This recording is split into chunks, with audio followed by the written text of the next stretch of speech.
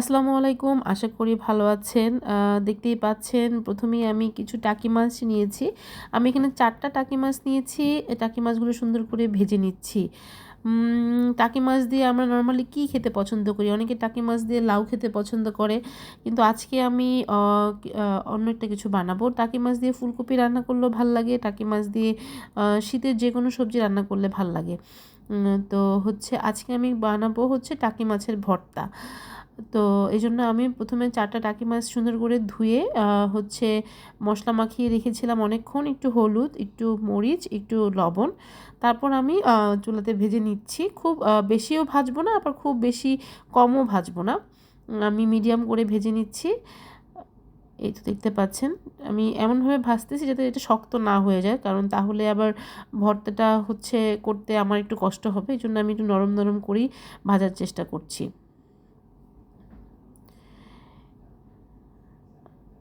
টাকি মাছের ভর্তার সাথে আজকে আমি বেশ কিছু ধনেপাতাও দিব। ধনেপাতা মাত্র সিজন শুরু হয়েছে। আর ধনেপাতার ভর্তাটা সবাই খুব পছন্দ করে। তো আমি চিন্তা করলাম যে একেবারে টাকি মাছ আর বেশ কিছু ধনেপাতা দিয়ে একসাথে ভর্তা করে রেখে দিই ফ্রিজে। যে কোনো সময় হচ্ছে ইচ্ছা করলে খাওয়া যাবে। এজন্য আমি প্রথমে একটু কাঁচামরিচ ভেজে নিচ্ছি। আমি যেই তেলটাতে মাছটা ভেজেছিলাম সেই তেলের মধ্যেই কাঁচামরিচটা দিয়ে দিচ্ছি।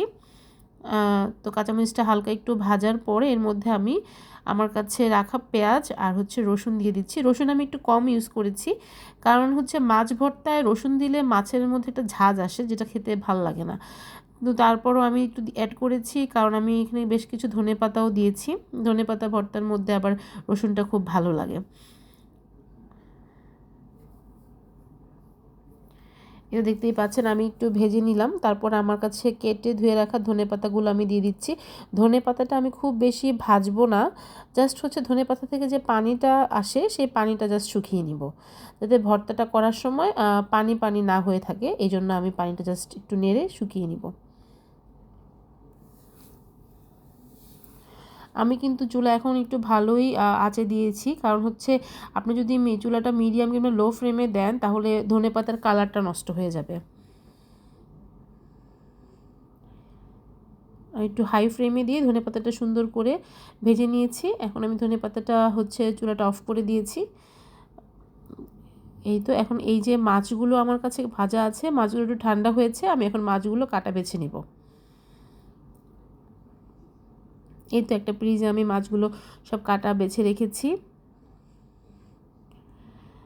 তারপর আমি হচ্ছে একটা পাটা নিয়েছি।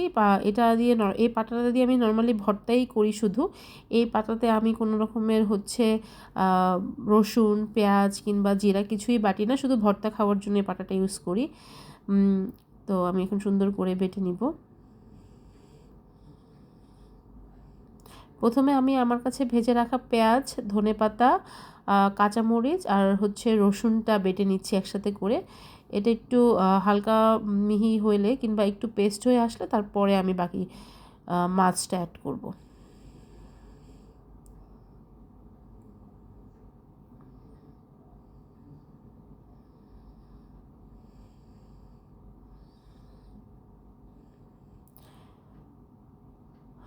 আসলে অনেক দিনই ভর্তা আমি নিজের হাতে করি না, কারণ ভর্তাটা সবসময় আমার আম্মু আমাকে দেয়।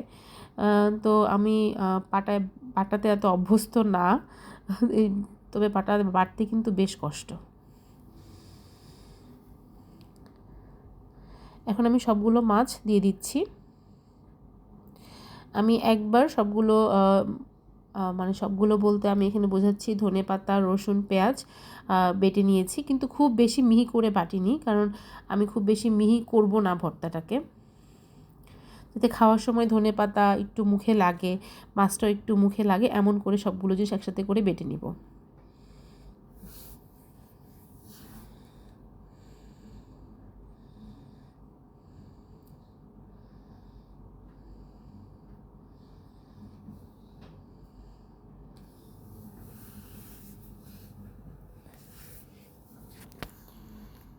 এই মাছ ভর্তা দিয়ে কিন্তু গরম ভাত আপনি অনায়াসেই খেয়ে ফেলতে পারবেন। আপনার আর কোনো ধরনের সবজি কিংবা কোনো ধরনের মাছ বা আলাদা অন্য কোনো কিছুই প্রয়োজন হবে না।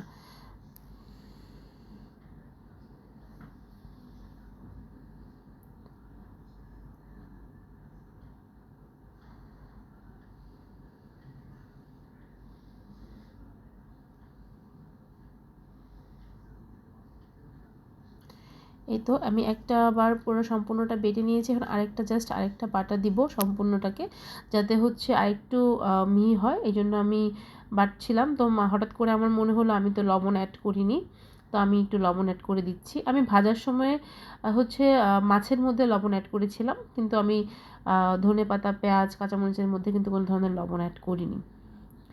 এই তো দেখতেই পাচ্ছেন আমার ভর্তাটা রেডি হয়ে গিয়েছে। আমি একটা বাটিতে নিয়ে নিয়েছি।